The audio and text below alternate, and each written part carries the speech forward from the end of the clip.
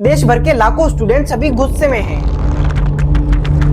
वजह है SSC phase 13 exam में हुई भारी गड़बड़ियां। एग्जाम से पहले पेपर एग्जाम से आधा घंटे पहले पेपर आ चुका है कि आपका एग्जाम कैंसिल कर दिया गया है। पेपर ऐसा सेट कर रहा है कि 60 से 70% पेपर रिपीट हो रहा है। देश भर में लाखों स्टूडेंट्स की मेहनत पर एक बार फिर से पानी फिर गया।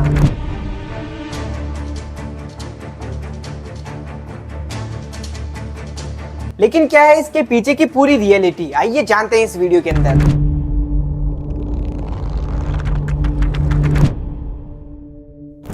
ये एग्जाम 24 जुलाई से 1 अगस्त के बीच पूरे देश में 194 सेंटर्स पर आयोजित हुआ, जिसमें 11.5 लाख से ज्यादा उम्मीदवार शामिल थे। लेकिन पेपर ऐसे लीक हुआ कि आधे घंटे पहले ही पूरा पेपर ऑनलाइन आ चुका था, यानी कि 60 से 70% सवाल उसी पेपर से आए जो आधे घंटे पहले लीक हुआ था। एग्जाम से पहले पेपर एग्जाम से आधा घंटे पहले पेपर आ चुका है। पेपर ऐसा सेट कर रहा है कि 60 से 70% पेपर रिपीट हो रहा है। सोचिए इतनी बड़ी नॉनसेंस चीज कि जो स्टूडेंट्स हर साल दिन रात मेहनत करते हैं, उनकी सारी मेहनत एक आधे घंटे में बेकार चली गई। सिर्फ पेपर लीक ही नहीं, कई सेंटर्स पर कंप्यूटर सिस्टम हैंग हो गए, सर्वर डाउन हुआ, बायोमेट्रिक फेल होने की वजह से 10 से 15 मिनट तक एग्जाम यूं ही ठप पड़ा रहा। यहाँ पे बीच एग्जाम में कम से कम 10 से 15 मिनट के लिए सबका समय रुक गया है, एग्जाम नहीं चल रहा था, पूरा सिस्टम लॉक हो गया था। बच्चों को डिस्टर्बेंस हो रहा है और सिस्टम बंद हो जा रहे हैं। कुछ सेंटरों पर माउस इतने खराब थे कि 4 बार क्लिक करने पर 1 बार सिलेक्ट होता था, और माउस पे 4 बार क्लिक करो तब जाके वो क्लिक हो रहा है। बिजली भी चली गई, पेपर सही से लोड नहीं हो पाया और खराब पेन दिए गए, जिससे सवाल लिखना भी मुश्किल था। ये पेन है, मतलब इससे मोटी जो बर्थडे की कैंडल होती है ना, वो हैवी आ जाती है। कुछ कमरों में फैन नहीं थे तो कहीं कुर्सियां टूटी हुई थी, पानी और वॉशरूम जैसी सुविधाएं भी सही से उपलब्ध नहीं थी। सोच कर देखिए दोस्तों, ये सब चीजें एक ऐसे एग्जाम में हो रही है जहाँ एक सेकंड कीमती है। यहाँ तक कि कुछ सेंटर्स तो जंगल में थे जहाँ पहुँचना बेहद मुश्किल था। ये जो दिख रहा है आपको, ये जंगल लग रहा होगा पर जंगल नहीं है, सच्चाई तो ये है, ये एसएससी का एग्जाम सेंटर है। ये देखिए, प्रयागराज से हम 300 किलोमीटर दूर एसएससी का पेपर देने आए थे।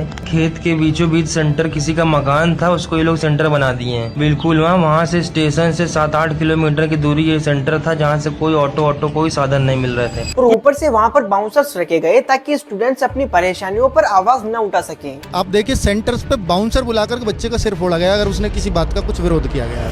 आज के एग्जाम में यहाँ पर हमारे एक साथी को बहुत ज्यादा मारा गया, ये देखिए आप। और कुछ स्टूडेंट्स को उनके पसंदीदा शहरों की बजाय उनके घर से हजारों किलोमीटर दूर सेंटर मिले, और जब वो सेंटर पर पहुंचे तो उन्हें पता चला कि एग्जाम तो कैंसिल हो चुका है और इस चीज की उन्हें कोई इन्फॉर्मेशन भी नहीं दी गई। अब आखिर सवाल उठता है कि इतने बड़े और इम्पोर्टेंट एग्जाम में इतनी लापरवाही और समस्याएं क्यों? आखिर लाखों स्टूडेंट्स की मेहनत पर झटका क्यों दिया गया? असल में जिम्मेदारी जाती है उस कंपनी के पास जिस कंपनी को एसएससी ने एग्जाम कराने का कॉन्ट्रैक्ट दिया, यानी कि एडुकेट करियर टेक्नोलॉजीज। ये कंपनी पहले भी visibility, technical problem, paper leak और भ्रष्टाचार में घिरी रही है। 2020 में केंद्रीय प्रशिक्षण निदेशालय ने इसे कुछ एग्जाम के लिए अनएलिजिबल किया था, फिर भी बार बार इस कंपनी को कॉन्ट्रैक्ट दिए गए। मध्य प्रदेश और महाराष्ट्र में इस कंपनी से जुड़ी कई गड़बड़ियां भी सामने आई थी। एसएससी ने खुद बताया था कि 11.5 लाख में से 55,000 से ज्यादा कंप्लेंट्स मिली थी। और जब स्टूडेंट्स और टीचर्स ने सोशल मीडिया और सड़कों पर जोरदार विरोध किया और एसएससी से मांग करी कि एडुकेटी का कॉन्ट्रैक्ट रद्द करके पुरानी टीसीएम को फिर से कॉन्ट्रैक्ट दिया जाए और जिन स्टूडेंट्स पर इफेक्ट पड़ा है उनका एग्जाम फिर से करवाया जाए, लेकिन सरकार ने यहाँ पर कुछ नहीं किया। उल्टा पुलिस ने टीचर्स और स्टूडेंट्स पर लाठीचार्ज करी और उन्हें हिरासत में लिया।